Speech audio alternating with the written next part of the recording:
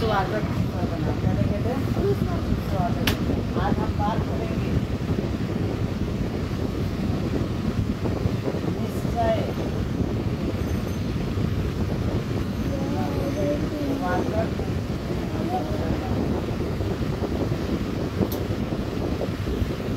अब निश्चयवाचक के मतलब इस काम को क्या होती है? जो कोई काम हम लोग करने की क्या है, उस काम को करने के लिए क्या है, निश्चित है कि हमें काम करना है। जैसे नहीं कहते कि अभी होमवर्क करके ही कहीं जाना है, तो पहले हमारा काम क्या है, होमवर्क निश्चित है करना है, उसके बाद कोई अन्य काम को करना है। कर भी सकते हैं, नहीं भी कर सकते हैं। पहले हमें निश्चित क्या है, उस काम को करना है। तो निश्चयवाचक सर्वनाम क्या है बाबू? निश्चयवाचक सर्वनाम।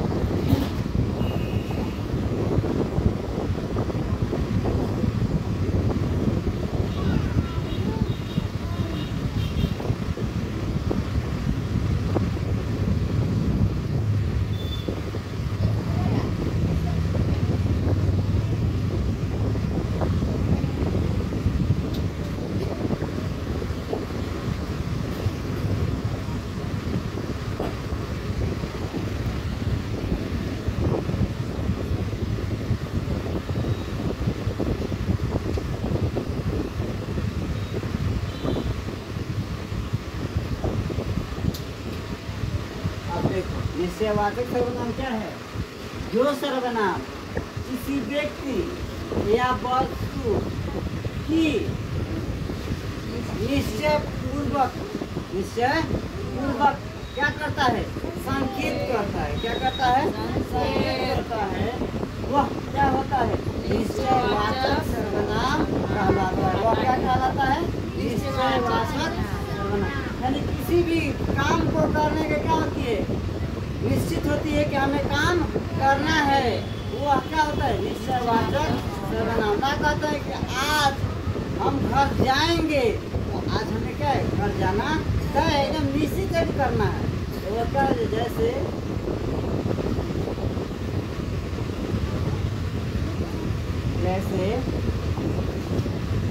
यह मेरी किताब, तो निश्चित है ना कि मेरी किताब है, हाँ?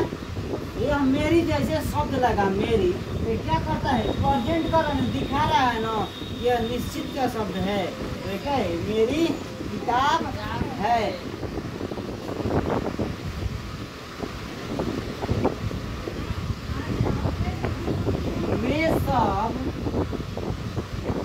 वे सब खेल रहे हैं। तो देखो, वे सब निश्चित हो रहा है ना कि क्या कर रहे हैं, खेल रहे हैं। क्या कर रहे हैं? इसमें का ये जो शब्द है, यह क्या है? निश्चित है। सबको क्या करना है? खेलने के लिए बता रहा है। और इसमें क्या है? यह जो है क्या है? यह जो शब्द है, यह निश्चित करता है कि यह आपका ही है। वे सब खेल रहे हैं, तो वे क्या हुआ? निश्चित हुआ। वे क्या हुआ? निश्चयवाचक सर्वनाम। अब हम बात करने वाले हैं, दूसरा है, इसमें का तीसरा भाग क्या था? अनिश्चय।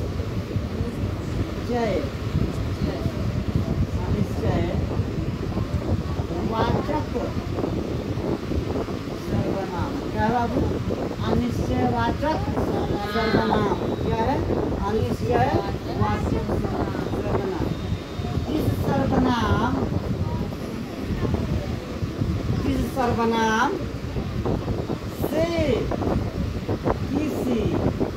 इस सर्वनाम से किसी व्यक्ति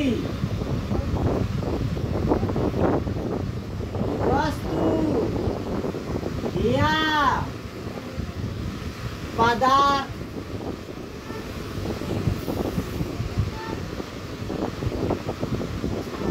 या पदार्थ का,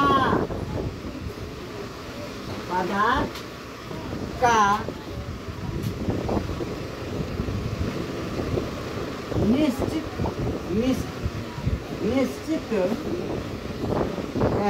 निश्चित बोध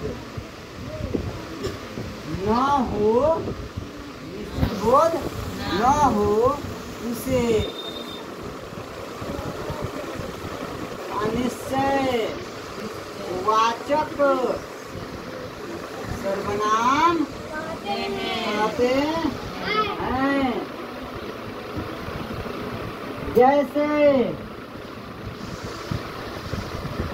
जैसे दूध में कुछ है। अब दूध में क्या है पता है हमें? नहीं न है। यहाँ कोई रहता है। अब यहाँ कौन रहता है हमें मालूम है। अब देखो निश्चयवाचक सर्वनाम क्या है? जिस सर्वनाम से किसी व्यक्ति, वस्तु या पदार्थ का निश्चित नहीं होना, क्या होना?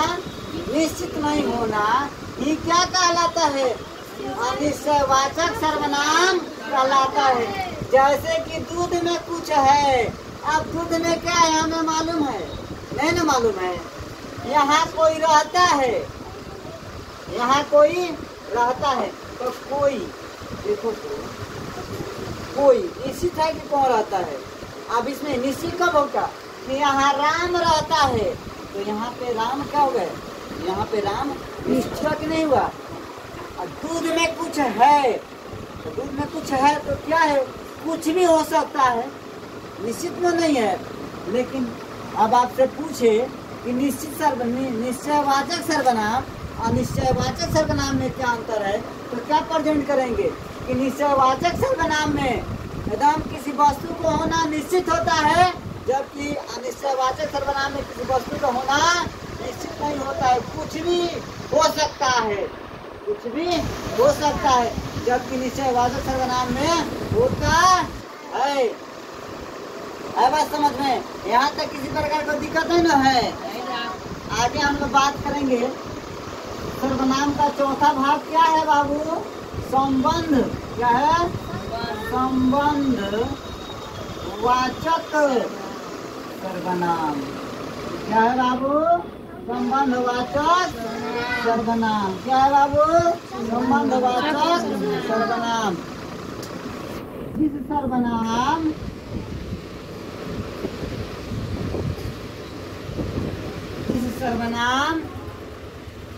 का प्रयोग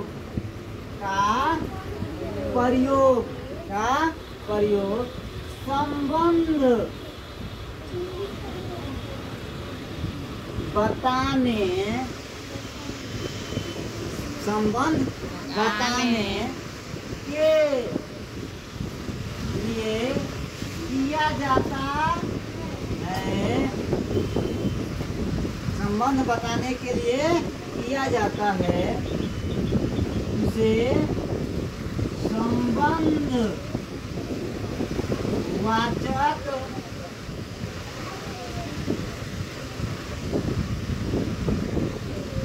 सर्वनाम कहते हैं। क्लियर?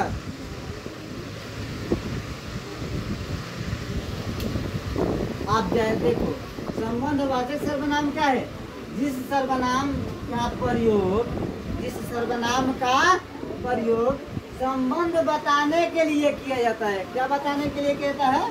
संबंध बताने के लिए किया जाता है, उसे संबंधवाचक सर्वनाम कहते हैं। जैसे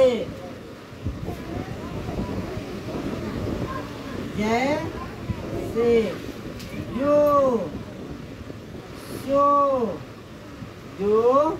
सो, जिसे, जिसे,